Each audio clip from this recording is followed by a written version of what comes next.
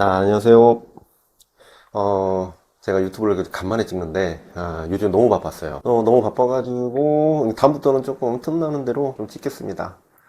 좋은 컨텐츠로 하고자 하는데, 본 수업이 있고 하다 보니까 상당히 어렵네요. 오늘도 학원 2차 수업을 끝내고, 잠깐 시간 내서 찍는 건데, 사실 기출에 대해서, 요거 문제는 뭐 그렇게 궁금해하는 내용은 없지만, 그래도 우리가 어떤 관점으로 공부를 하고, 어떤 관점으로 시험 문제가 나왔는지 정도는 되게 중요한 관점입니다. 근데 그런 부분들을 소홀히 하고 그냥 요것만 이렇게 보고 지나가는 그런 내용이라기보다는 좀 더 앞으로 어떻게 공부해야 되는지, 물론 이 기준이 계속 유지되는 건 아니에요. 그래서 그런 방향도 있고 저런 방향도 있다라는 거를 좀 이야기를 하고자 합니다.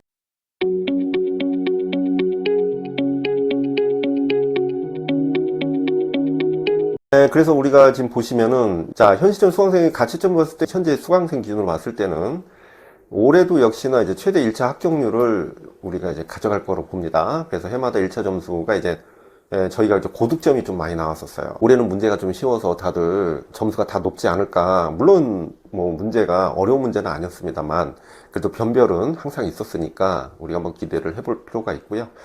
요 세 번째 보시면은 이제 1년 동안 함께한 내용들을 잘 숙지를 했다면 뭐 문제 없이 합격할 거라고 저는 예상을 하고 있습니다. 그리고 아주 중요한 얘기를 지금 하고자 하는데, 우선 이 자료는 이제 카페에 있으니까 보시면 되고, 이제 저희 이제 수업이 이제 두 가지 관점으로 수업이 진행이 돼요.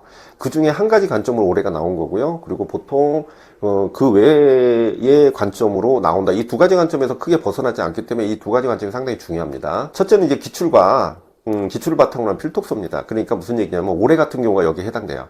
기출이 생각보다 많이 나왔습니다. 근데 기출을 그대로 냈다기보다는 기출을 더 확장해서 냈다고 보시면 되겠죠. 그러니까 기출을 가지고 필독서를 봐야 되겠죠. 그러니까 필독서의 관점이 있고 그 다음에 이제 기출의 관점으로 필독서를 찾아보는 경우가 있어요. 그게 우리가 이제 흔히 말하는 이제 필독서 강의, 그 필독서 문제풀이죠. 그래서 5월에서 이제 6월에서 이렇게 진행이 됩니다. 근데 이제 그 이전에는 1, 2월과 3, 4월은 되게 뭐랄까 아주 심화적인 내용도 있고 전체적인 우리가 올해 시험같처럼 뭐랄까 이제 사소한 거라도 다 꼼꼼히 쓸 수 있는 그런 내용들을 중요하게 다루기 때문에 1, 2, 3, 4는 상당히 중요한 부분이고, 이게 다 되면은 이제는 기출을 바탕으로 이제 필독서를 봐야겠죠. 그래서 제가 이제 요거를 두 개 묶어서 같이 합니다.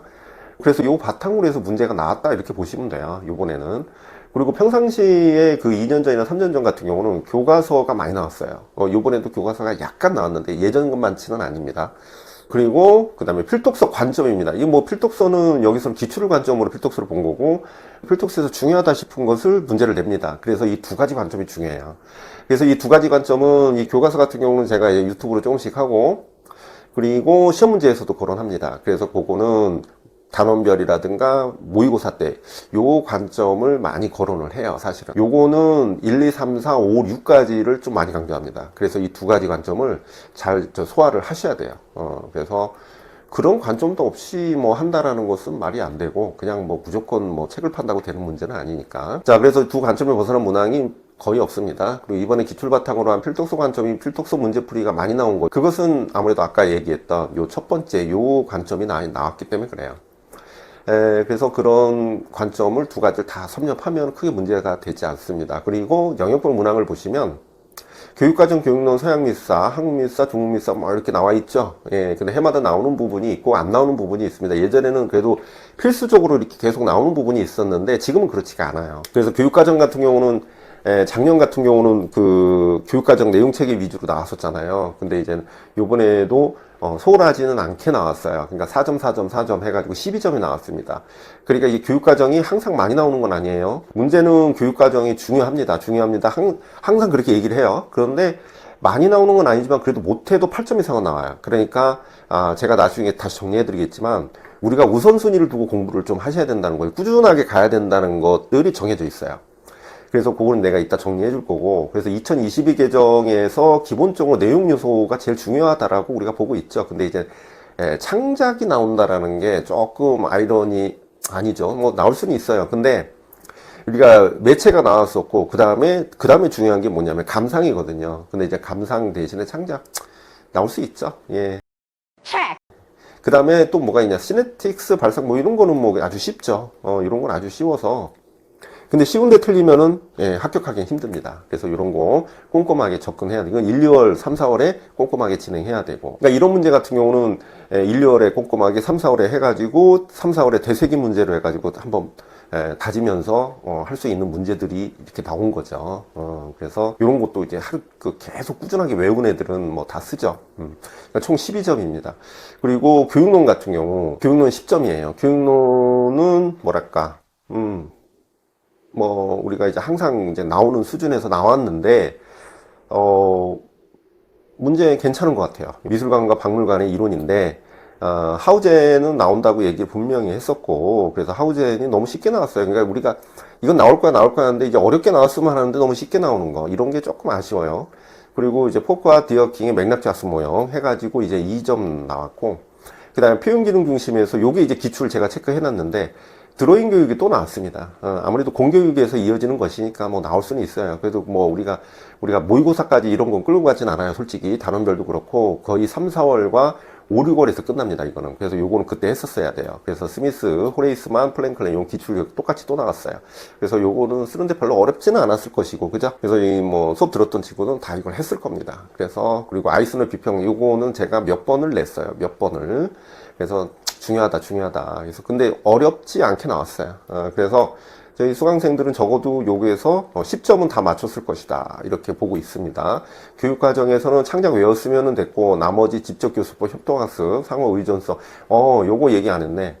상호의존성도 제가 필독수 문제에서 냈어요. 상호의존성. 그리고 정체성 역량은 그냥 역량 쓰면 되고, 윌슨의 상호 텍스트성 되게 많이 얘기했죠. 이게 원래는 이제 교육론에 해당되는데 이게 상호 텍스트는 그렇게 제가 많이 강조했었던 게 나왔죠. 그래서 총 22점에서 20점, 총 20에서 20점. 그래서 20점을 이제 먹고 들어가야 된다, 이렇게 우리는 보고 있습니다. 그래서 저는 고득점이 나오지 않을까 싶어요. 그래서 물론 다른 수업에서도 이걸 했다면은 뭐 이제 다 비슷하게 맞았겠죠. 그래서 제가 항상 얘기하는 것이 무엇이냐면 교육과정과 교육론은 계속 끌고 가야 된다. 그러면은 우리가 점수 맞는데 아주 유리한 그런 상황. 이거 공부를 했다 안 했다 하면 안 되는 상황이거든요. 그리고 서양미사 같은 경우는 14점입니다. 이번에 좀 많이 나왔어요. 서양미사가 보통 10점, 12점, 10점대. 그래서 제일 많이 나오는 편입니다. 그래서 제가 지금 여기 체크한 게 이제 서양미술사, 교육론, 교육과정, 얘네들은 계속 끌고 가야 돼요. 되게 많이 나오니까.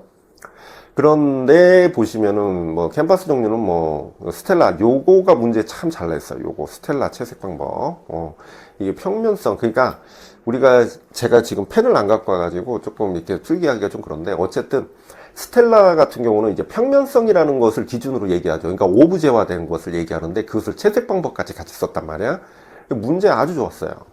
그래서 박수를 쳤습니다, 제가. 이거 너무 잘 나왔다. 그리고 벨라스케스 영향관계, 뭐 바로크가 문제 나왔죠. 그래서 벨라스케스는 중요한데 벨라스케스가 가장 중요하게 여겼던 알라프리마 기법이 안 나오고 그냥 영향관계, 맥락적인 거. 그래서 맥락적인 게 나왔죠. 그래서 2점. 그 다음에 그리스 클래식의 카노, 요것도 기출에서 그대로 나왔습니다. 그래서 비례.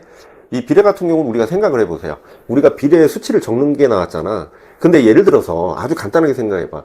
이게 어느 책이든 있단 말이죠. 어느 책이든 있는데 여러분들 생각하기에는 이게 비례가 숫자적으로 이걸 적을 수 있어야 된다라고 얘기했을 때 내가 암기를 하는 것과 그냥 이런 게 있어야 하고 넘어가는 것과의 차이가 어떤 차이가 있겠어? 그냥 있는가 보다 하고 넘어가면 그걸 못 써요, 아무리 그래도. 근데 이거는 나올 수 있으니까 쉽지만 이거는 외워놔라, 알아야 된다. 문제가 나오면은 이거라도 쓰게 아마 할 것이다 라고 하고 간 것은 이런 식으로 문제를 쓸 수가 있다라는 거야. 그리고 기출이 상당히 중요한 이유. 아까 여기서 여기서 기출을 한다고 했잖아. 제가 5월 달에 하는데 요거를 기준으로 필독서를 보니까 여기서 거의 그런 부분들 다 해결이 가능하다라는 겁니다. 그죠? 예. 그리고, 요셉 보이스. 요셉 보이스가 이제 기출이죠. 근데 또 나왔고, 사회적 조각 관점에서 이제 문제가 나왔는데, 여기서 기출을 당연히 나올 수 있어요. 예. 그리고 뭐 이제 펠트천도, 제가 항상 거론했던 거, 지방은 기출에서 나왔으니까, 지방도 역시 그때 당시 제가 맞췄지만, 이제 치유의 과정이고, 치유의 어떤 상징, 자기가 이제 그걸로 이제 살아났으니까, 펠트천도 그렇다. 그걸 얘기를 했었는데, 뭐 요것도 어지간히 다 잘 썼겠다 싶죠. 그래서 역시 서양미술사도 어느 정도 다 해결이 가능했다. 그래서 10점에서 12점. 그 다음에 한국미술사. 자, 한국민사 같은 경우는 요것도, 근데 좀, 뭐랄까, 10점이긴 해요. 근데, 자, 한국민사 한번 보시면은, 뭐랄까, 뭔가 회화적인 거가 이제 구체적으로 나온 건 없어요. 제가 항상 얘기를 했지만, 나올 게 별로 없다, 이제. 근데 나올 게 있는데도 불구하고 그건 잘 안 된다라는 것들이 좀 있어요. 근데 한국민사가 이제는 가성비가 아주 좋다. 이제 가성비가 아주 좋아요. 그러니까 내용이 얼마 안 되는데, 근데 또 보다 보면 많긴 해. 왜냐하면 불화를 예를 들면, 불화가 한두 끝도 없거든요. 근데 우리가 불화 깊게 했는데 불화가 너무 간단하게 나온 놈. 그래서 불화는 2점. 십장생도 미나가 나왔죠. 그러니까 뭐 주제적인 제작 과정, 뭐 이런 거는 문제 괜찮아요. 했던 거가 나왔으니까 어쨌든 십장생도 나왔고, 뭐 윤두서에서 실득, 예, 실득입니다. 화육법이 나왔고, 뭐 이제 예, 사생도 돼요. 예, 실득인데 이건 원문에서 이렇게 나왔으니까 그죠? 제가 수업 때도 얘기했었지만 실득이라는 거 사생.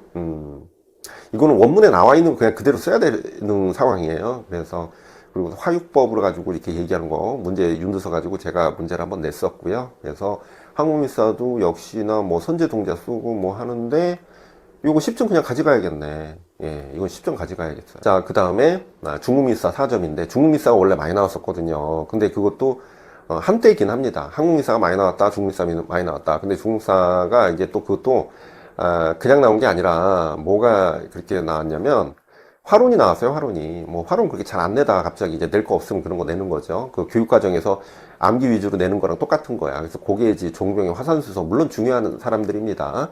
곽기 상호법과 비교해가지고 쓰는 거 4점 나왔어요. 근데 화론을 그렇다고 매번 나오느냐? 가성비 떨어지죠. 예, 그래서 가장 중요한 것만 하시면 되는 거야.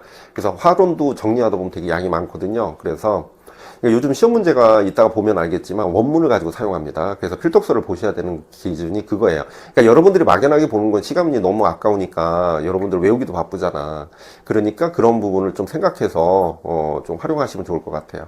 조각사 요번에 안 나왔습니다. 조각사 뭐 꾸준히 나왔었는데 조각사가 안 나왔어요. 그리고 판화는 꼭 한 문제 나오는데 안 나올 때도 있겠죠. 자, 콜라그래피 했었고 고프라주도 했습니다. 예, 이거는 뭐 원문에서는 고프라주 그대로 얘기하고요. 엠보싱도 맞아요. 엠보싱도 맞는데 고프라주가 정식 명칭입니다.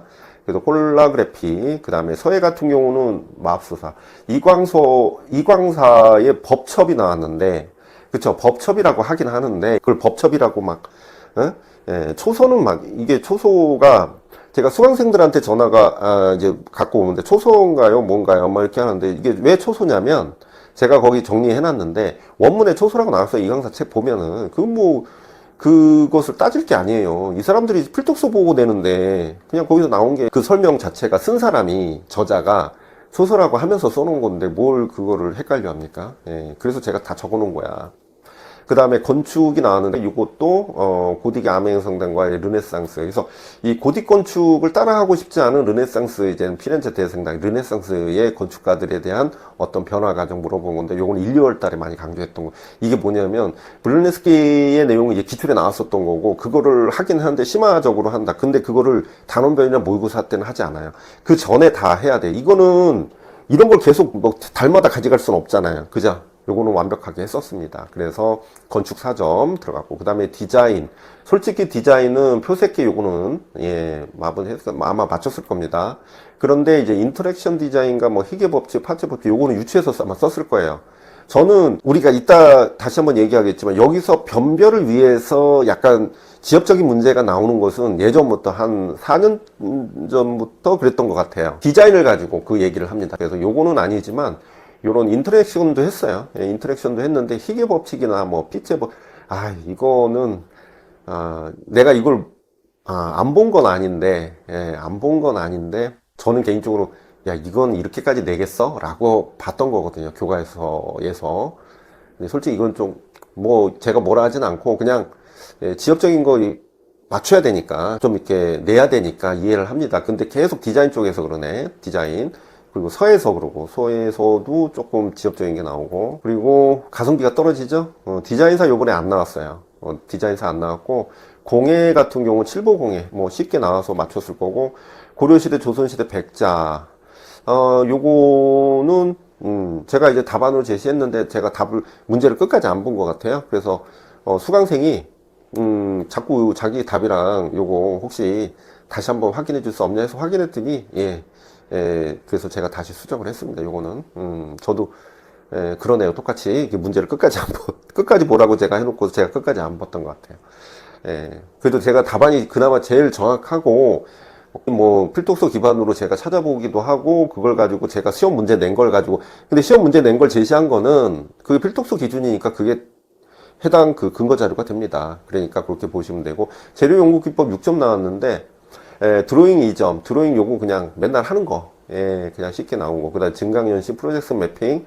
프로젝트 매핑은 뭐 다 했을 것 같아요. 뭐 저만 한 건 아니고. 증강현실은 그냥 우리가 교과서나 뭐 할 때, 그 수업 때도 뭐 구분하는 거 쓰는 거 어렵진 않았을 거고, 기출 문제였어요. 그래서 정리를 하면 교육과정 교육론, 서양 미사, 한국 미사, 그 다음에 중국 미사까지도 그렇고요. 그 다음에 판화서의 건축, 디자인.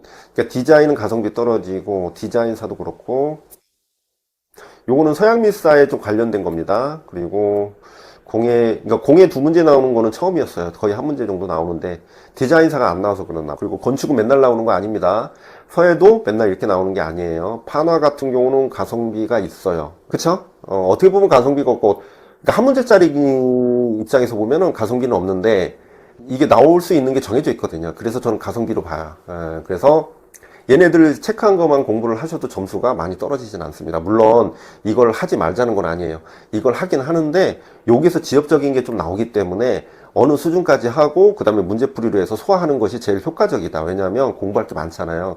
근데 얘네들도 공부할 게 많거든, 얘네들이. 그러니까 얘네들을 중심으로 하고 기본 베이스로 하고 그 다음에 나머지는 이제 문제풀이라든가 그리고 기본 이론으로 다져놓고 쉽게 나오면 풀고 어렵게 나오면은 그냥 문제풀이에 걸려 있으면 풀고 아니면 할 수 없는 거죠. 그렇다고 떨어지진 않아요. 떨어지는 그런 식의. 저희가 고득점으로 유명하잖아. 그러니까 그런 식의 어떤 패턴들이 있다라는 겁니다. 그래서 그렇게 보시면 되고, 올해도 아마 고득점 나오고, 최고 점수와 전공 점수에서, 그리고 1차 합격률이 아마 직강 대비, 뭐 다른 데랑 비교할 수가 없을 정도일 겁니다. 저희가 작년만 해도 70 몇 프로였나? 올해는, 물론 과반수는 당연히 넘을 것이고, 예상컨대 그래도 한 7, 80%는 되지 않을까. 더 되면 좋고. 자, 그렇게 해서 한번 문제를 하나하나 너무 길게는 안 볼게요. 그냥 짧게 보고 한번 넘어가는 걸로 하는 걸로 봅시다.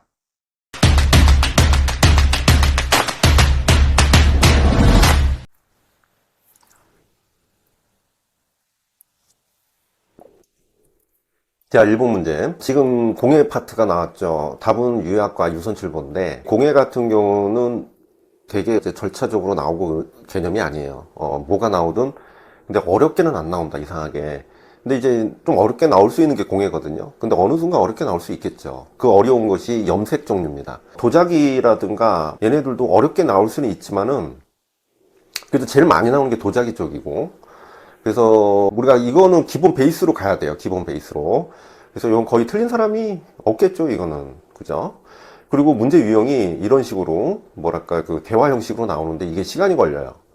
그래서 그 시간을 잘 분배해가지고 이런 문제 유형으로 많이 나오게 됩니다. 그래서 제작 과정의 일부와 그 다음에 칠보의 종류를 물어본 겁니다. 그거는 뭐 간단히 얘기하는데 요것도 이제 제가 구조대 그 책에도 나와 있고요. 174페이지에 나와 있고 그다음 대세계 문제풀이에서도 했다라는 거 나와 있죠. 유선칠보 이런 식으로 나와 있고 뭐 이거 보시면 그냥 다 알 수 있는 문제. 너무 쉽게 나왔죠? 예, 누구나 맞출 수 있는 문제 축하합니다. 자, 그래서 얘는 2점 맞으셨네요. 자, 그 다음에 2번은 불안데 이것도 좀 어렵죠. 예. 그래서 요게 기출에서 나왔다라고 건데 이제 탱화. 그래서 괴불탱이라는 개념으로 그때 나왔나? 어쨌든 나왔을 거예요. 불안은 주제 내용으로 해서 여러 분류될 수가 있어요. 그 중에 뭐뭐는 두루마리 액자 형식으로 한다. 그래서 종류가 나왔고요. 그 다음에 여기에 있는 애가 누구냐? 뭐 이렇게 물어본 거란 말이에요. 이렇게. 이게 선제동자죠. 이게 선제동자가 중요해? 뭐 이러는데 이제 보시면 알 거예요. 우선은 1, 2, 3, 4 심화 이론과 그 다음에 5, 6 필독서에서 액자 형태에서 이제 탱화가 나와 있고요. 제가 한번 다뤘었고 중요하다고 해서 이렇게 줄을 쳐놨었잖아요. 그리고 이런 식으로 나올 수 있다. 괴불석주도 나올 수가 있다. 그래서 괴불석주라고 한다. 이런 것도 나올 수 있어요. 여기 보시면은 필독서에서 필독, 탱화, 괴불 또 변상의 종류가 있는데 여기 보면 이제 탱화고 하면서 여기 비워놨죠. 그러니까 중요한 포인트를 이런 식으로 알면은 이런 문제에서는 사실은 맞추기가 어렵지 않겠죠. 그죠? 네, 그래서 다 썼을 것 같아요. 그리고 선제동자도 저 요 문제풀이 보면은 필독스 문제니까 이런 식으로 제가 문제를 이제는 거의 포인트 잡아서 하는데, 뭐 이런 설명인데, 이때. 그리고, 선제 동자 이렇게 비워놨었죠. 그 다음 간센보살이고, 뭐 의미도 있다. 다음에 그 자비가 물에 비친 달처럼 멀리 퍼져나간다는 의미도 있고, 그런 걸 물어볼 수 있으니까. 물론 의미가 요거 하나는 아니지만. 그래서 이런 식으로 해서 공부를 하시면은, 근데 선제동자가, 자, 보세요. 이 문제 자체를 보시면은 얘가 선제동자가 의미가 있어요. 의미가 있는데 문제는 뭐냐면 여러분들이 공부하시는데 이게 수월관음도가 있고 이과합성의 영향을 받았고 대나무 죽순이 있고 그 다음에 밑에 이제 조광 효과가 있고 뭐 이렇게 얘기를 하잖아요. 문양이 있고 그런데 이런 것들을 하다가 선제동자가 뭔 의미가 있겠냐 하고 그냥 넘어가면 그냥 선제동자하고 그냥 입에 뱉으면 상관이 없는데 이것 또한 아까처럼 요것도 중요하니까 알고 가야 돼 라고 하지 않으면 이런 식으로 하지 않으면 놓친단 말이죠. 그냥 뭐 동자인가 그냥 뭐 이렇게 모르겠어요. 동자만 쓰면 맞게 했나? 이런 거는 명확하게 써줘야 되니까. 그래서 이게 뭐 어려운 문제다 뭐 이런 개념이 아니라 이런 걸 놓치면 안 된다는 거죠. 이런 식으로 해야 된다는 거야. 그래가지고 여기 선전등자 나왔고 이때는 뭐 판각결 물어보고 막 했었거든요. 여기에서 이제 조각효과다. 이게 나올 것 같아서 많이 냈어요, 제가. 근데 저렇게 쉽게 나오니까 좀 약간 허무하지. 그리고 드로잉 나왔습니다. 스크리블 라인 제스처 드로잉, 네거티브 드로잉 뭐 이런 거 많이 했죠. 예, 이런 거 보시면 돼요. 근데 이걸 설마 문제를 안 냈나? 이걸 문제를 어떻게 내요? 이거는 제가 문제로 낼 수가 없지. 그러니까 이건 뭐 예를 들어서 스크리블 라인 제스처 드로잉이다 하라면은 이거 아마 의미를 쓰라고 했을 거야. 그 정도로 이게 깊게 나오면 깊게 나오는 거고 얕게 나오면 그냥 읽어보라는 식으로 해서 명칭만 알아둬라 이렇게 가야 되는 거예요. 그러니까 여러분들이 공부할 때 그거를 이제 선별할 수가 있잖아요.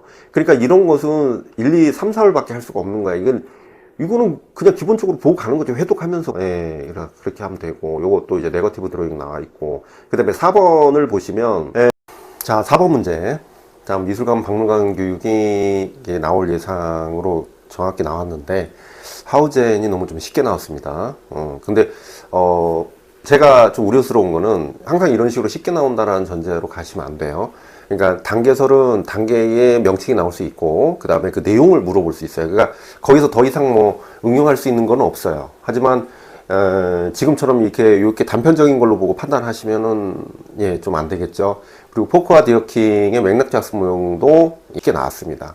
물론 이제 2점짜리가 좀 아쉽긴 한데 제가 이제 뭐 분류단계 개인적 맥락 해가지고 사실은 요것도 제가 사실 기출에 넣지 않았어요. 왜냐면은 기억이 내가 맥락작성 한 것 같긴 한데 자료를 찾는데 검색이 안 되더라고요. 그래가지고 이거를 뒤늦게 넣었습니다. 그래서 한 것 같긴 한데, 예, 디어킹과 포크의 맥락작성 모형, 그거 이게 아마 7, 8월에 요거를 했던 것 같아요. 그래서 개인적 맥락, 사회적 맥락 해가지고 이 기본 요소들이 있는데, 거기서 해당되는 개인적 맥락, 요걸 쓰는 게, 예, 나왔습니다.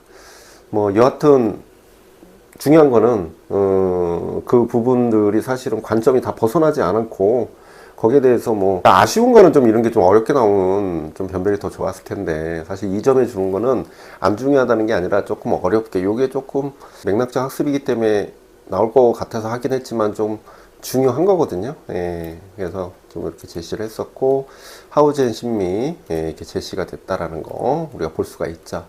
그래서 거의 뭐 100% 적중이라고 보면 되고 교육과정은 아까 얘기했듯이 그 본인들이 외운 거, 그 다음에 뭐 수업 모형이나 이런 것은 그 나오는 데서 나오니까 사실 뭐 발상법이나 이런 거는 그냥 하라는 대로 하면 다 맞출 수가 있어요. 그러니까 교육과정 교육론은 점수를 먹고 들어간다. 서영일사도 그렇고 요번에 서영일사가 좋은 문제들이 좀 많긴 한데 뭐 여하튼 하나씩 보면서 이야기를 좀 하면 될 것 같습니다. 5번 요거 같은 경우는 표색계가 나온 거죠. 그래서 혼색계 쓰는 거 어렵지 않고 NO 중간 명도의 그러니까 NO 중간 명도는 뭐 안 써. 등 명도면을 가지고 같은 명도 안에서 색상 채도를 한눈에 파악할 수 너무 기본적인 문제 아닙니까? 예, 잘 썼겠고요. 그 다음에 보라색 요 표기법을 가지고서 그래서 색상은 보라 명도, 3은 저명도, 채도 10은 순색이다. 뭐 이런 식으로 쓰면 되겠죠. 그래서 요것도 제가 교재에서 요게 아마 이게 살짝 오타가 나서 제가 수정하면서 한번 보라고 했던 것 같긴 한데, 예. 자, 이렇게 보시면 되고. 6번 같은 경우도 뭐, 센소라마, 센소라마인데, 대상 표현에 대한 센소라마, 요거는 뭐 쓰는 사람이 있고 못 쓰는 사람도 있었겠고, 프로젝션 매핑 다 썼겠고, 그 다음에 거기에 대한 의미, 그 다음에 증강현실을 다 썼을 겁니다. 그러니까 이게 무슨 뜻이냐면, 이 6번 문제 같은 경우는요, 이제 미디어에 관련된 거를 자꾸 물어보는 겁니다. 그러니까 우리가 이제는 어떤 표현 방법에 대한 매체가 확장이 되는 것을 이미 이제 거기에 대해서 인지를 하고 있었단 말이야. 근데 그것이 어떻게 확장되고 어떻게 반영됐는지를 계속 물어볼 확률이 높아요. 그러니까 이런 어떤 미디어를 중심으로 다양한 표현 방법에 대해서는 미술사가 계속 나올 수가 있다라는 것을 인지를 하고 봐야 됩니다. 그래서 이런 것은 뭐 아는 사람과 모르는 사람의 어떤 차이는 나겠죠. 그래서 우리가 이제 센소라마 같은 경우는 여기 교과서에 나와 있습니다. 사실은 뭐 센소라마 같은 경우는 제가 교과서 하면서도 이게 상세하게 나오지 않았어요. 예, 상세하게 나오지 않아서 아마 요거는 좀 힘들 수 있죠. 프로젝션 매핑은 뭐 다 썼겠고, 그죠? 그 다음에 7번. 7번은 전통미술인데 요거는 이제 민화인데 뭐 어렵진 않은데 여러분들이 좀 중요하게 봐야 되는 게 뭐냐면, 문제 보시면 가에서 나중에 옳지 않은 거 항목 하나 찾아가지고 바르게 고치래요. 요런 문제들이 간혹가다 나온다니까, 요런 게. 그래서 여기서 틀린 게 무엇이냐 해가 골라가지고 수정하는 거, 이런 문제가 어렵거든요. 근데 문제 자체가 어렵지 않기 때문에 아마 잘 썼을 거고, 그래서 나번이 사회 규범을 강조한 교훈적 교화적 내용이다가 아니라 이제는 불멸의 생명력을 지닌 장수를 한다는 그 동식물을 소재로 해서 건강과 장수를 위한 그림이다. 민화하다 보니까 그렇다는 거죠. 그리고 기억을 하는 이유가 이제 반수, 요거를 많이 했던 거죠. 예를 들어서 악용물 백반을 해가지고 교반수를 해가지고 바탕재를 칠한다라는 것 자체는 번짐을 막기 위한 거죠. 그래서 세계 번짐을 방지하기 위함이고, 그 다음에 여기서 뭐 표현 뭐 구체적으로 막 이렇게 세부적으로 해놓은 게 한데 결국은 기출에서 이것도 나온 거예요. 예, 선염 발임. 예. 그 세화도 했었고, 예, 세화라는 거, 세화도 많이 그려졌다. 십장생도에서 우리가 이제는 필독서 보면은 장수, 거복수에서 이제 장수의 의미로 세화로도 그려졌다 이렇게 나와 있죠. 그래서 이제 세화라는 개념도 쉽게 뭐 자세히 보지 않으면 어렵긴 한데, 그것도 역시나 여기 보시면 교반수는 동양화나 민화 등의 그 종이에다가 악유와 백판을 섞어서 종이의 흡수성을 조절해가지고 채색의 번짐을 방지하는 데 사용된다 이렇게 나와 있죠. 그래서 교반수 활용, 그 다음에 채색의 용이성, 표면 보호, 뭐 이렇게 악유 보수 뭐 이렇게 나와 있는데, 뭐 이런 것들은 정리를 이렇게 좀 해가지고 좀 보실 필요가 있다. 자, 8번 같은 경우는 또 이거 대화형 문제죠. 그런데 요거 이제 보면은 이제 2022에서 선택 과목 미술 창작이 나왔다. 아, 아찔하다. 창작이 나왔다. 그리고 직접 교수법, 그래서 시네틱스 나왔다. 이런 거 다 썼을 거야, 이거는. 그래서 그렇게 보시면 되고. 그러니까 우리가 이제 교육과정도 말이죠. 아직까지는 깊게 안 나온다. 이게 무슨 말이냐면 그 영역하고요. 그 과목에 대한 영역이 나오고, 그 다음에 내용 요소 위주로 우선 하시고, 성취 기준 이렇게 우선 주로 나오는 게, 그게 좀 함축적으로 아직까지는 기준에 나오는데, 그렇다고 해서 매번 그렇게 나오는 건 또 아니란 말이야. 그래서 아직까지는 그게 남아 있죠. 그런데 이제 내용 요소를 뭐 감상해서 낸다거나 뭐 이럴 수 있단 말이죠. 이럴 수 있는데, 이제 그게 다 냈으면 또 이제는 더 깊게 나올 수 있죠. 그러니까 성취 기준으로 내는 거 끝나는 거고, 이제는 교수학습 방법이라든가 방향 이런 게 나올 수가 있는 거예요. 자, 그래서 심화이론에서 한번 걸어냈고, 9번 봅니다. 파나 수업에서 모둠이 함께 만드는 협동파나인데, 파나 기법의 이해와 제작을 통해서 표현을 할 수 있다 해서 지적교수법 나왔어요. 대부분 다 쓰죠. 이런 거는 다 쓰고. 그리고 협동 수업시 그 긍정적 상호 의존 높이기, 요거는 제가 필독서 때 했습니다. 목표 상호 의존성, 뭐뭐 의존성 이렇게 했는데 이제 자원이라고 써줘야 돼요. 그리고 디귿에 해당하는 용어소, 기억에 해당하는 교사 주요 활동, 파나 기법에 관련해서 두 가지. 기억, 아까 기억이 뭐였지? 여기에서 활동, 그러니까 지적교수법의 내용이 명칭만 쓰는 게 아니라 거기 내용을 쓰라고 하는 거였죠. 그래서 그 내용을 알게 쓰면 돼요. 그래서 제작 방법을 정확히 설명하여 이해시키고, 재료 방법을 제작해서 시범을 보이면 되죠. 그래서 설명하고 시범 보이면 된다. 이렇게 보시면 되죠. 그거 물어본 거예요. 그러니까 뭐 좀 평이하죠, 되게. 그런데 기본기가 약한 애들이 분명 많습니다, 생각보다. 자, 무슨 말이냐면, 이런 거는 이제 더 이상 안 나와. 라고 하면은 막상 쓰려고 하면 잘 안 써져요. 그러니까, 기초부터 차근차근 밟아 나가는 것이 우선이다. 그렇게 보셔야 됩니다. 그래서, 뭐랄까, 허를 찔리는 부분이 이런 부분일 수가 있어요. 뭐, 본인들 잘 쓴 사람이야. 뭐, 이거 누가 못 써? 라고 할 수는 있죠. 그런데 못 쓰면 답답한 거죠. 못 쓰면 참 안타까운 거죠. 자, 여기 필독서 문제 보시면은 목표의 상호 의존성 여기 나와 있죠. 제가 근거자료 다 갖고 있습니다. 왜냐면 제가 문제 낸 게 근거인 경우가 많잖아요. 그거 왜냐면 필독서 내용 그거를 제가 했기 때문에 그래요. 이렇게 나왔고, 그 다음에 이거는 뭐 다 갖고 있는 것이고. 자, 그 다음에 10번. 자, 10번은 무슨 문제냐? 그러니까 활용 문제네요. 예, 활용 문제인데, 이제 천상묘득, 와유론. 뭐, 와유론이라고 해도 와유적 감상까지 괜찮을 거예요. 와유가 들어가면 돼요. 그리고, 여기서 원형이 무엇이냐? 원형이 무엇이냐? 근데 이제 원형이 이제, 이게 간혹가다 이게 약간 타당도의 문제가 거론되는 그 문제가 있어요. 근데 이게 약간 애매하긴 합니다. 원형이라는 걸 설명을 해줘도 되는데, 그러면 또 답이 돼버리니까 이렇게 쓸 수밖에 없었겠죠. 그래서 곽해 삼원법이랑 비교해서 쓰라고 하는 건데, 원형은 뭐냐면 화론에 나와 있어요. 그냥 아주 간단하게, 우리가 이제는 화산수소에는 종병이 화산수소 우리가 항상 얘기하는 게 일반적인 투시법이 적용됐다. 그게 뭐냐?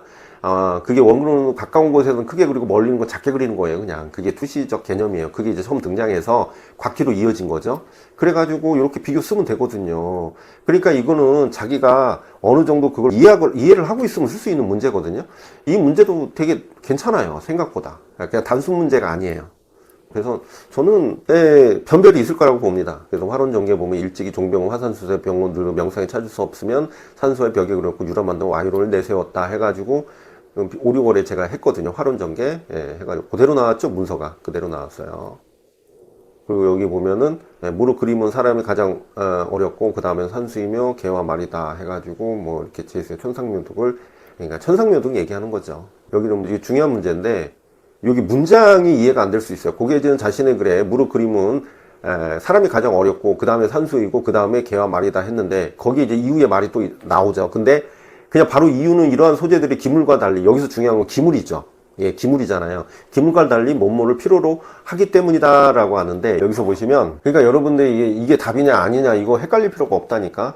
무릇 사람은 가장 사람이 어렵고 산수이고 그 다음에 개와 말이다. 그래서 원문에 보면 제가 이제 보여서 막루와 누각은 일정한 기물일 뿐이다 해서 이거는 빼버리고 기물만 갖고 왔단 말이에요. 그러니까 얘네들하고 기물하고 다른 점이 뭐냐. 그것은 뿐으로 그리긴 어렵지만 보고 좋아하기는 쉬운데 천상묘득을 기다리지 않는다. 그러니까 천상묘득의 차이라는 거죠.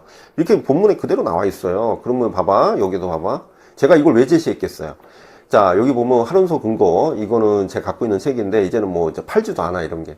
그러기 전에 먼저 묘사할 것을 관찰하고 연구해가지고 사상의 깊이를 이해하고 체득해야 되는데 이것이 바로 생각을 옮기는 것이다 라고 해서 그리고 화가는 대상의 전인적 특징을 점차 이해하고 파악하는데 이를 분석하고 정리하는 과정을 획득해야 된다. 그게 천상묘득이라는 거잖아. 그래서 여기서 무릎 그림은 사상 가장 어렵고 가장 그 다음은 산수이고 그 다음에 개와 말이다. 막루와 누각 이 원문에 그대로 있죠. 그걸 제시한 거야. 그래서 고개지가 산수와도 천상묘득 범위에 넣었다라는 것이 굉장히 중요하다라고 얘기하는 건데 결국은 여기 원문에 이 화론서 원문보다 그 앞선 원문은 없어요. 그리고 그 이후의 원문 보면은 이걸 가지고 책을 쓴 것 같아요.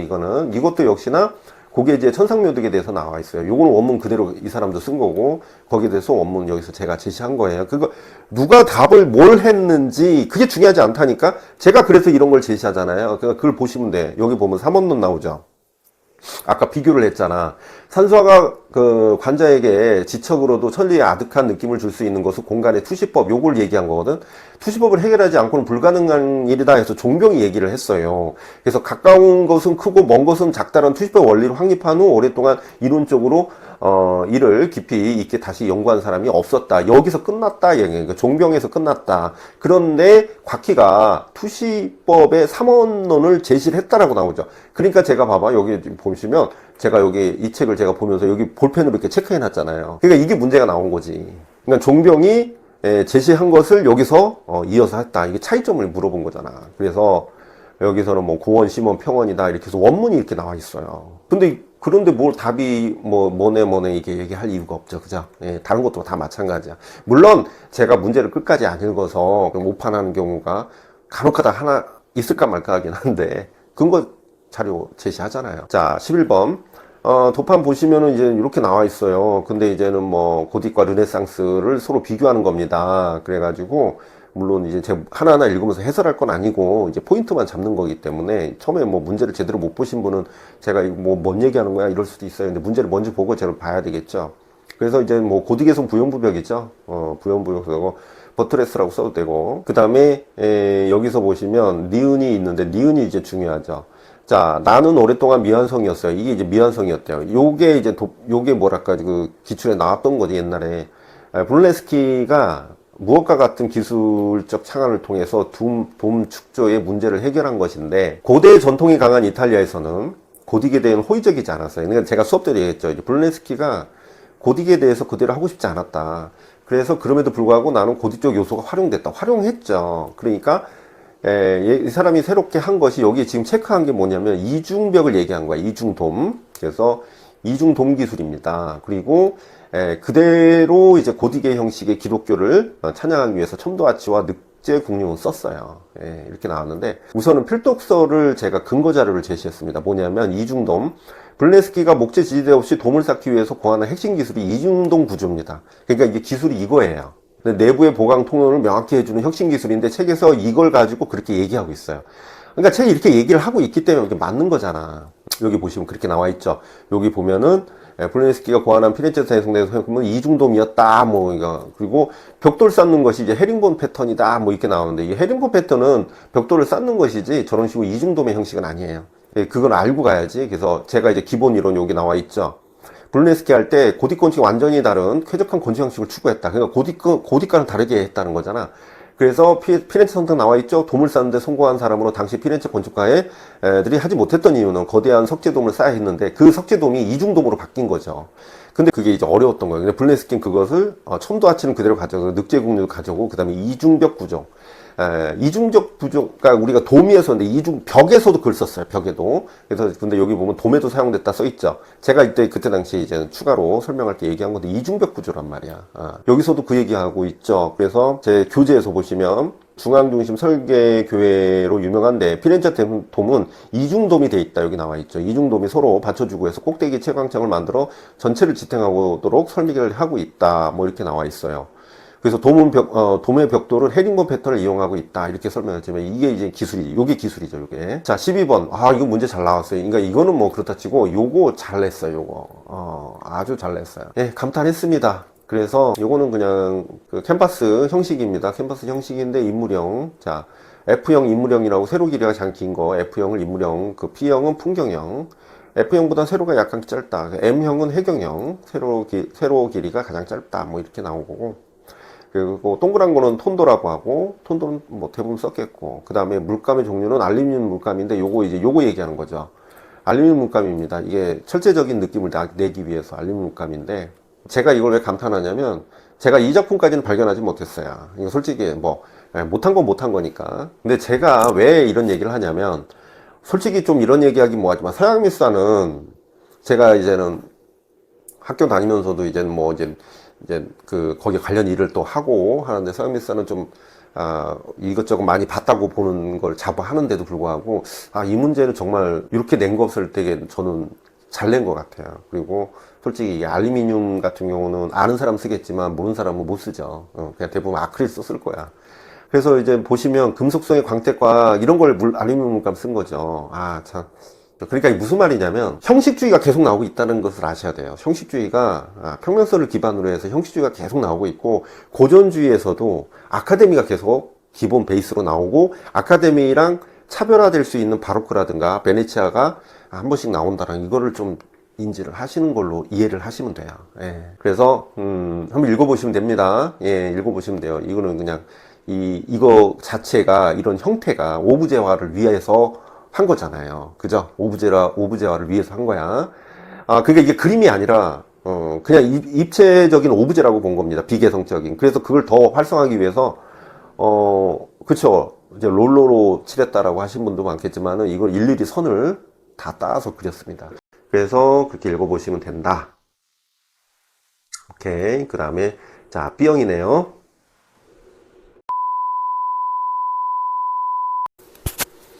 자, 1번 문제 이어서 봅시다.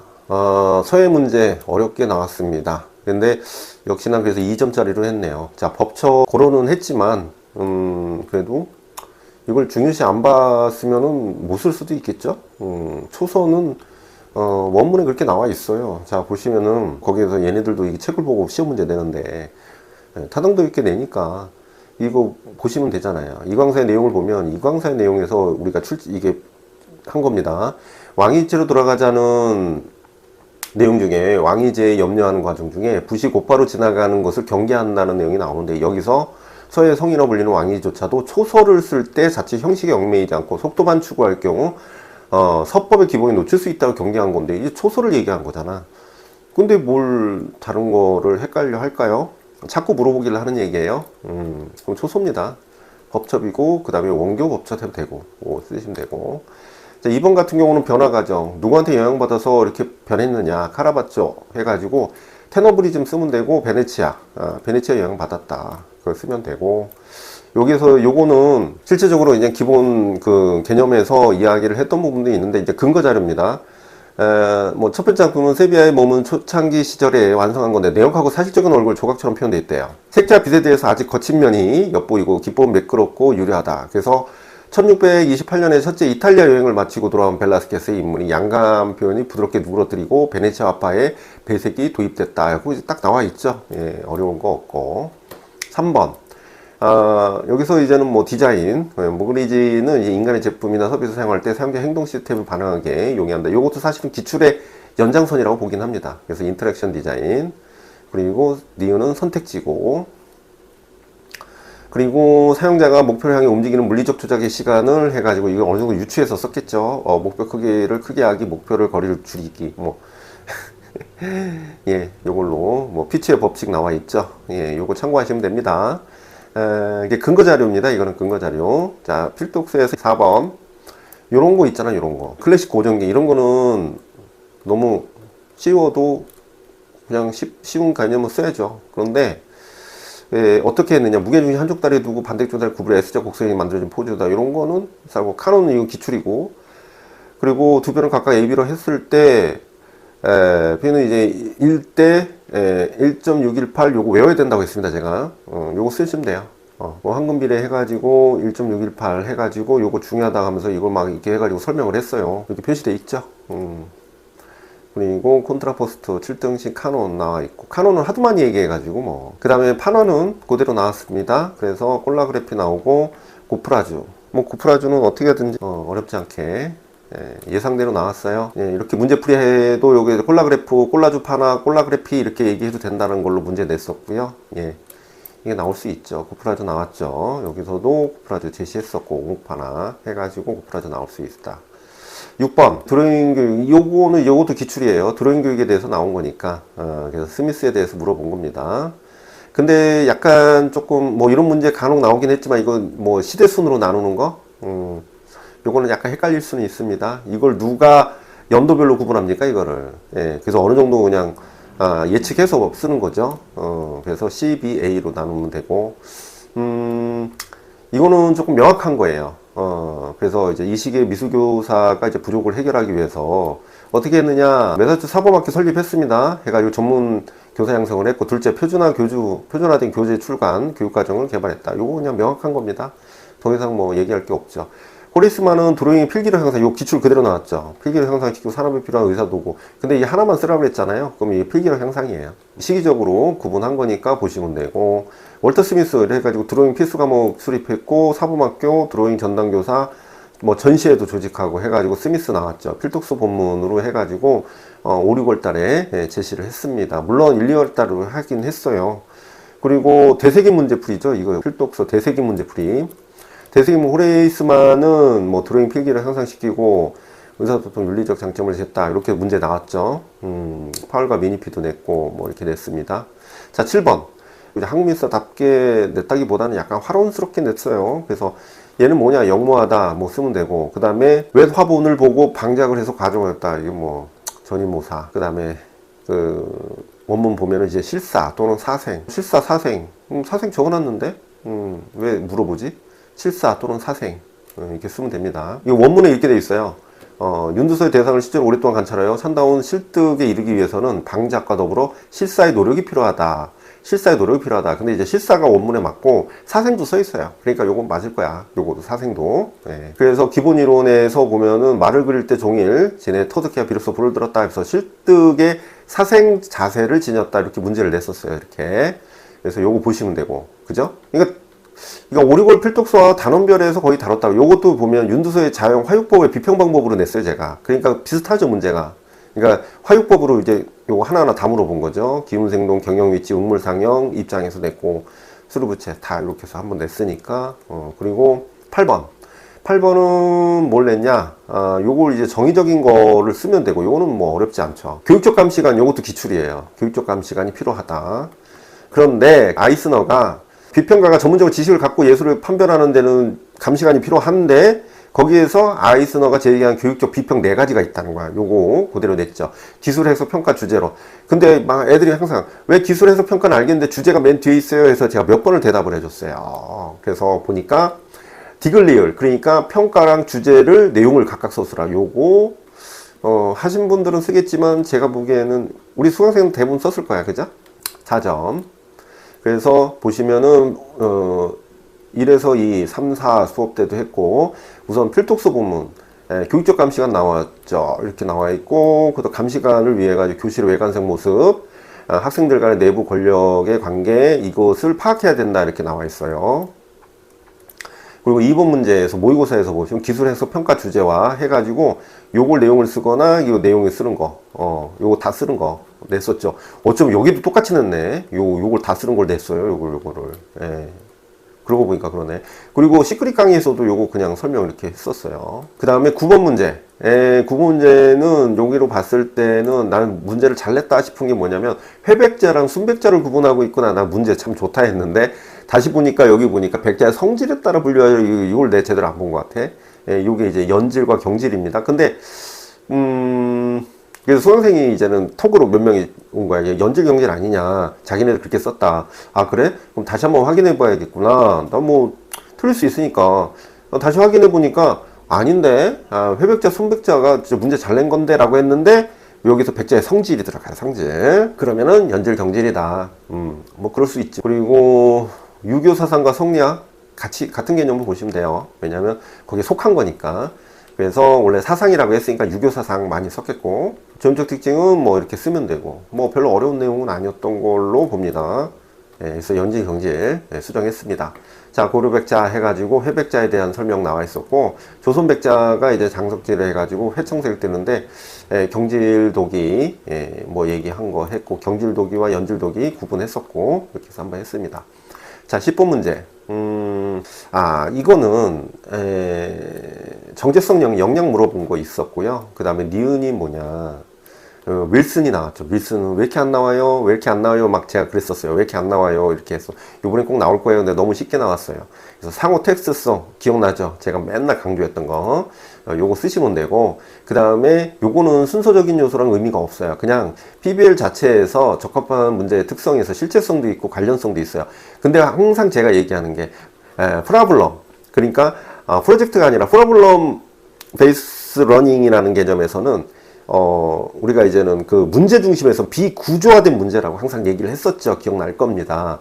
그랬을 때 그 개념만 쓰시면 돼요. 예. 그래서 문제를 해결하는 결과가 어떤 가치 혹은 몇 가지로 제한될 수 있는 것이 아니라 접근한 방향에 따라 여러 가지 결론에 도달할 수 있는 거. 비구조화된 거니까. 그리고 해결 방법을 찾는 함으로써 지식과 기뿐만 아니라 문제 해결 전략을 동시에 가르치는 교육 과정이다. 라는 어떤 비구조화된 그 특성입니다. 2가지. 그거는 그대로 문제로 냈었어요.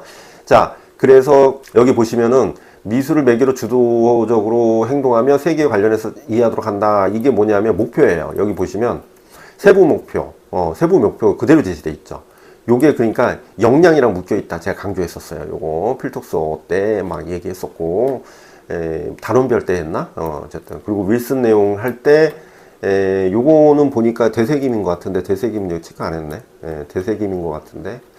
상호 텍스트성, 그리고 문제 풀이 때도 브린트 윌슨 상호 텍스트성은 어쩌고 해서 문제 냈었어요.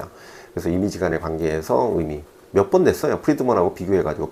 근데 이 프리드먼은 이거, 그러니까 브린트 윌슨은 상호 텍스트성이라 했는데 프리드먼은 상호 시각 예수성이다 해가지고 요게 좀 나올 수 있었는데 아쉽다. 예, 이렇게 해서 거론했고, 그 다음에 여기서도 또 냈네요. 상호 텍스트성, 문제 중심, 비구조화된 문제를 제시하는 거 여기 개념 제시했었고. 그 다음에 11번. 자, 11번은, 보이스가 중요한 건 알겠고, 근데 어렵지 않게 냈어요. 조금 생각은 하긴 해야 되는데, 독일의 카셀에 4, 5년마다 열리는 요것도 한번 거론했는데, 뭐 문제 풀이 때는 안 하고요. 1, 2월 달에 얘기했었던 거고, 뒷샹에 대한 비판을 담고 있는데 왜 그러느냐. 문제 좋아. 이것도 문제 좋은 것 같아요. 이걸 이제 도큐멘타라고 하면 됩니다. 그냥 도큐멘타라고 하면 되고, 뒷샹의 사고 전환으로 아이디어의 제시라는 태도로 제시만 했지 더 이상 미술 작품이 진전이 없었다는 거죠. 그래서 개념을 좁혀놔서 침묵의 태도를 유지했음을 비판하고, 모든 사람들이 예술가고 예술이 사회 실제로 개입돼야 된다라고 하면서 사회적 중요한 개념을 제시했잖아요. 그리고 펠트천, 생면의 순환, 상처의 치유, 뭐 이런 식으로 쓰시면 되고, 여기서 보시면은 이탈리아를 2년마다 하는 것도 있고 3년마다 열리는 것도 있고, 그리고 독일의 카셀에 4, 5년마다 똑같이 냈네. 이거 똑같은 개념으로 제시했고, 그리고 사회적 조각에 관련된 내용 했었고, 문제풀이에서는 이걸 좀 약간 더 깊게 얘기를 했었는데 이게 더 헷갈렸나? 이런 것도 제시했는데, 어쨌든 문제 푸시느라 고생 많았고, 지금 이 시점에 제가 동영상을 올리면은 글쎄요, 그냥 어떤 식으로 공부를 해야 되는지, 기출은, 근데 기출 기반으로 나오긴 나오는데 올해가 좀 많이 나오고, 다음에도 나올 수가 있지만은 좀 적게 나오더라도 기출 기반으로 해야 됩니다. 그리고 기본 이론의 세세적인 요소 꼼꼼하게 다뤄야 된다는 걸로 요번 기출로 좀 여러분들이 좀 느끼면 좋을 것 같아요. 저는 이제는 합격을 하는 바람이긴 하지만, 우리가 또 이제는 또 붙는 사람보다는 떨어진 사람이 많으니까, 그랬을 때 그 시스템이라든가 공부하는 방향이나 이런 게 너무 중요하다는 것을 요번에 여러분들이 조금 아셔야 될 것 같아요. 그래서 만약에 조금 힘들다, 그래도 끝까지 하세요. 2차는 어쨌든 도움이 될 거고, 끝까지 하시고, 그 다음에 공부 방향이나 이런 걸 봤을 때 자기가 좀 어떻게 좀 더 해야 되는지, 어떤 식으로 해야 되는지, 이거는 좀 상담을 통해서 좀 접근을 해야 될 것 같습니다. 자, 여러분들 고생 많았고, 지금 2차 하느라고 정신 없을 겁니다. 근데 그래도 올리긴 올려야 되니까 제가 동영상을 올리는데, 유튜브가 좀 약간 휴면 상태일 수 있어요. 다시 한번 활성화 시키겠습니다. 그리고 교과서 좀, 뭐 인기가 있든 없든, 교과서도 좀 하고, 그 다음에 용어사전도 좀 하고, 보는 사람은 계속 보고, 그것 때문에 또 합격하고 이러니까, 저는 그래도 여기 몸담고 있으니까 계속 해야겠죠. 뭐, 이슈화되는 내용 하고 하면 조회수 많이 나오고 할 텐데, 그럴 일이 없어요, 별로. 그래서 중간중간에 뭐 다른 내용으로 하긴 하겠지만, 뭐 2차 같은 경우는 여러분들 좀 소홀히 하면 안 됩니다. 그 수업 시련이나 면접. 그래서 거기에 대해서 다시 한번 영상 찍을 게 있으면 찍고, 우선 2차 수업을 하고 있으니까 우선 거기에 좀 집중할게요. 그리고, 문제 해답은 제가 근거자료 제시하면서 했기 때문에 거의 뭐 맞다고 보시면 될 것 같고, 그 다음에 뭐 상담이 필요하면 저희 카페 들어와서, 그리고 이 자료는 저희 카페에 있으니까 받아서 보시면 될 것 같고, 그래서 자주 보는 걸로 구독과 좋아요, 어려운 부탁인가요? 꼭 눌러주시고, 긴 시간이지만 보시느라 고생하고, 그 내용 자체가 제가 상세하게 설명은 안 해요. 왜냐하면 너무 길어져요. 그래서 제가 이걸 설명하는 게 아니라 이런 식으로 나왔고 이런 식으로 보면 될 것 같다 정도로 한 거고, 뭐 이제 기출 풀이 때 다시 한번 설명할 거고요. 요게 이제는 기출 설명하다 보면 2시간도 부족하죠. 그렇기 때문에 이제 문제 보시고 약간 의문점이 생기는 부분 위주로 제가 얘기를 한 겁니다. 궁금하면 저한테 물어보시면 될 것 같습니다. 자, 그래서 오늘은 여기까지 하겠습니다. 감사합니다.